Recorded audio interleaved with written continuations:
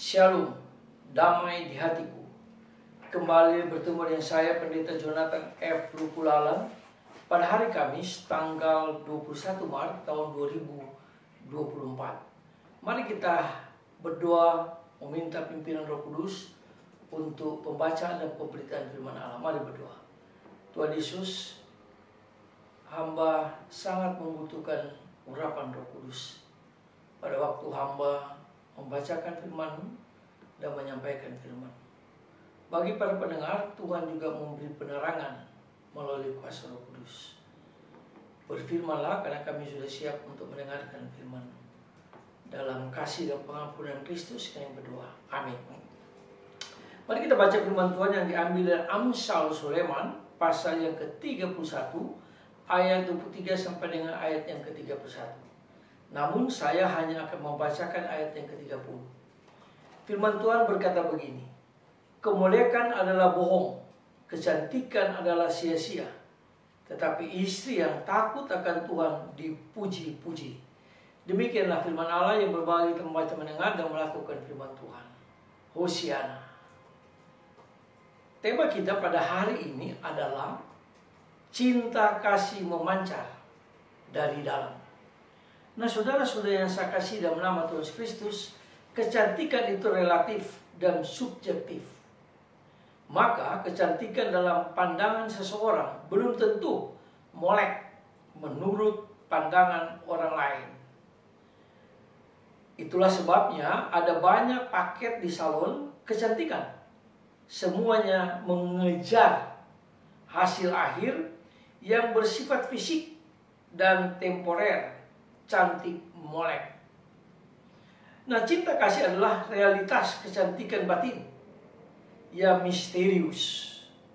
Ibu Jane bangun pagi-pagi sekali, masih tetap mengenakan daster dengan menyedut kopi, dengan minum kopi, dan duduk mendampingi suami yang sarapan sambil menyuapi anak balita mereka di meja makan.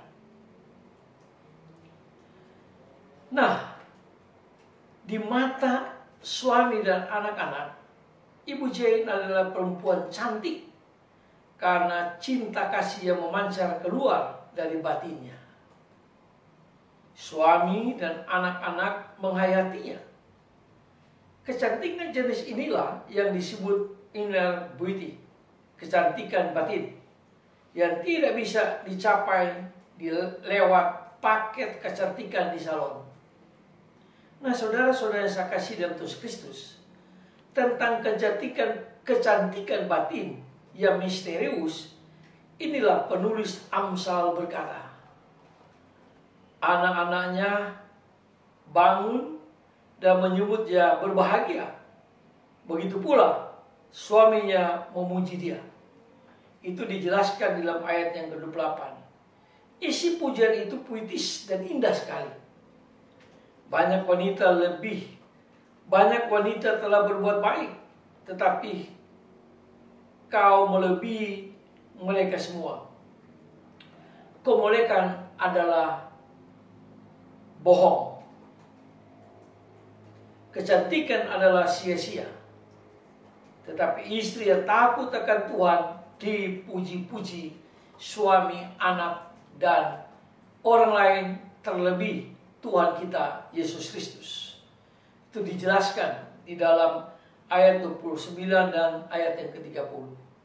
Nah, itu sebabnya cinta kasih adalah realitas kecantikan batin bagi semua orang, bagi semua wanita, bagi semua istri yang muncul dalam perilaku keseharian. Bahkan sampai masa tua pun kecantikan batin itu tetap terpancar sekalipun dari wajah yang sudah tua, sudah keriput.